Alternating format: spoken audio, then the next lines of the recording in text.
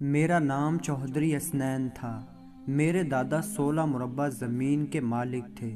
उनके 2 बेटे, एक मेरे वालिद साहिब और एक मेरे चचा खालिक हुसैन।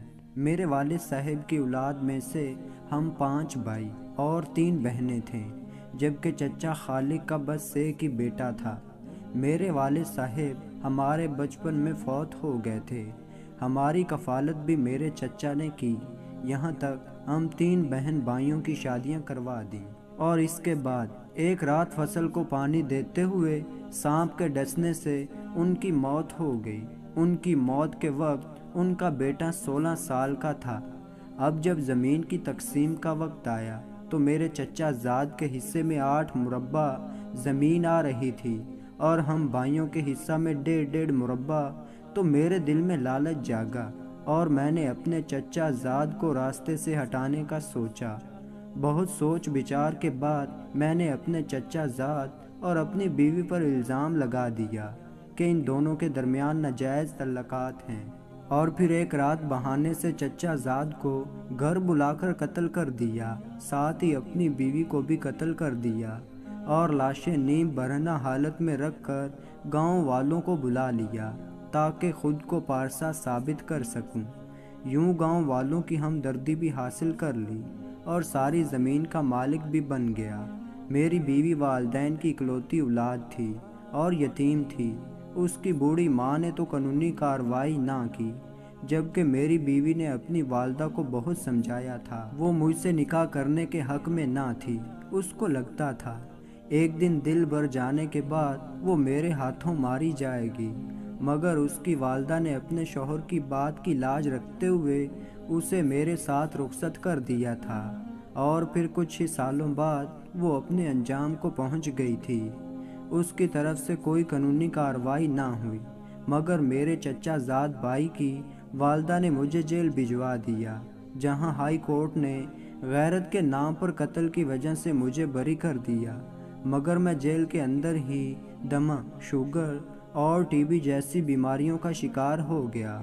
ज़मीन जिसकी खातिर मैंने 2 लोगों की जान ली थी, उस पर मेरे भाइयों ने कब्ज़ा कर लिया। मेरे बच्चों का हिस्सा भी हड़प कर लिया। मेरे बच्चे दर बदर रुल गए। उनके पास खुद रहने की जगह ना थी तो वो मुझे कहाँ रखते। लिहाजा मजबूरन मुझे ओल्ड होम में मुंतकिल होना पड़ा। यहाँ आकर मेरा मर्ज़ मुझ पर गालिब आ गया। टीबी ने मेरे फेफड़े ख़त्म कर दिए। शुगर ने मेरी बिनाई और जिस्मानी एजाज़ छीन लिए। दमा की वजह से सांस बहुत देर बंद रहती हैं। मैं बिस्तर से उठकर टॉयलेट तक जाना तो दूर की बात, अपनी मर्जी से अपनी साइड तक नहीं बदल सकता। मुझे अब अक्सर ऑक्सीजन मास्क की ज़रूरत पड़ती है, मगर इंतज़ामिया की तरफ से मुझे बता दिया गया है कि वो मेरे लिए मज़ीद ऑक्सीजन नहीं खरीद सकते। जल्द ही मैं मर जाऊंगा और मेरी मौत सांस रुकने से होगी। कोई शख्स मेरी सांस बंद नहीं करेगा, बल्कि अल्लाह ताला की कुदरत ने ही उसका इंतज़ाम कर दिया। यकीन करें, जब मुझे दमा की वजह से सांस लेने में तकलीफ़ होती है तो मैं मौत मांगता हूँ। मौत नहीं आती। जब मुझे लगता मैं मर रहा हूँ तो अचानक से सांस बहाल हो जाती है। मैं आज बरहना या नीम बरहना हालत में पड़ा होता हूँ तो मुझे पता नहीं चलता। कई बार मेरी गलाज़त बिस्तर पर निकल जाती है तो मुझे कोई साफ़ नहीं करता। मैंने एक बार इंतज़ामिया से शिकायत भी की है तो उल्टा कहा गया कि इसके दिमाग पर भी उसके गुनाहों का असर हो गया है। अब मैं चुपचाप खामोशी से लेटा रहता हूँ। 1-2 औरतें जिनको मेरे जुल्म जबर का पता है, वो तो मुझे हाथ भी नहीं लगाती, बल्कि पाँव की ठोकर मार कर उठाती हैं या साइड बदल देती हैं। जब मैंने गुस्से से दाड़ कर उन खातून को ऐसा करने से रोका तो उन्होंने कहा कि ना तो तुम हमारे मजाजी खुदा हो, ना हम यतीम मस्कीन हैं। अगर आइंदा तल्ख लहजे में बात की तो इंतज़ामिया से शिकायत करके बिस्तर बहर लगवा देंगे।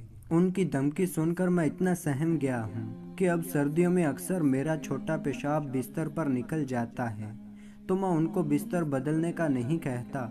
इसी गीले बिस्तर पर पड़े पड़े रात गुजार देता हूँ। कभी किसी को रहम आ जाए तो मेरा बिस्तर बदल देते हैं।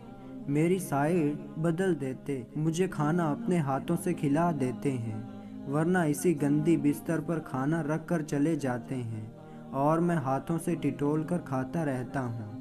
میں جس زمین کو لینے کی خاطر سگے چچا زاد بھائی اور اپنی بیوی کو قتل کر دیا تھا، آج وہ زمین بیچ کر میرے بھائی اپنی فیملیز کے ساتھ امریکہ اور کینیڈا شفٹ ہو گئے ہیں۔